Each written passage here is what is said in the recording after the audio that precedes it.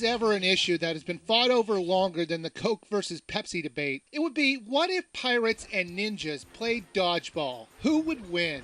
Now, I'm sure everybody has their own beliefs on the subject, and I know even bringing up this topic will cause a heated debate. But one company decided to see what would happen if they tried to settle the issue once and for all by making this game. Pirates vs. Ninja Dodgeball is exactly what the title says. It's pirates and ninjas playing dodgeball against each other. Could there be anything more awesome than that? Yes! How about pirates versus robots? Or ninjas versus ninjas? Or pirates versus aliens? There are just so many possibilities. Luckily, you can set up those other dream matches in this game, because there are not only pirates and ninjas in this game, but zombies, monsters, robots, aliens, and mushroom men. The game is fun. Well, as fun as a dodgeball simulator can be. The publishers do a good job of making a lot of options to choose from when you're playing. You can play a normal dodgeball game where you're on one side of the court and you throw it at the other side's opposing players. Or you can play a much more fun mode called Dodgeball, where you play in an open field and you keep throwing balls until only your team is left. In each mode, the characters have a health and stamina bar,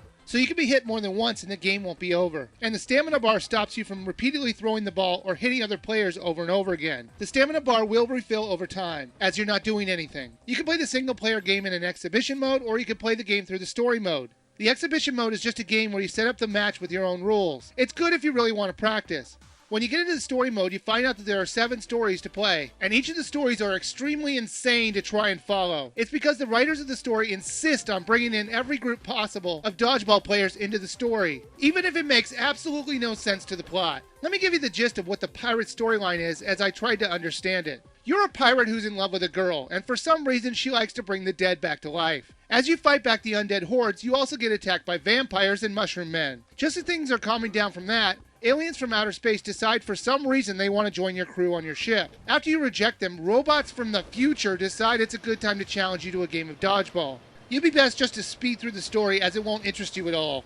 The graphics for the game look okay. There really is nothing special, and it seems like it could have been released on the Wiiviewer, if not for Nintendo's file size restrictions. There are times when the environment will obstruct your view of the playing field, but it's not enough to really be a problem. When you're playing dodgeball in an open field, there are plenty of places to hide from the incoming balls, so there is some strategy involved in the game, especially if they make the contest 1 versus 3. If you're not really on your game, you'll just get pummeled. The controls work well. You use the nunchuck to move around, and to pick up the ball, you just walk into it. Then to throw the ball at the highlighted opposing character, all you have to do is jerk the Wiimote to throw the ball. If the ball is being thrown at you, you press the B button at the right time and you can catch it. They also give you the ability to jump with the A button, but I never found it useful. You can also dodge in the game by using the left and right button on the D-pad. And you can switch between your teammates with the C button. You can even hit an opposing player and stun them by getting next to them and waggling the Wiimote. These simple controls made the game fun to pick up and play. There were a few different courts to play on, and they were all played differently, so it kept the game fun with all the varied gameplay. The multiplayer mode is fun, since you can set up the matches just like the single-player exhibition mode.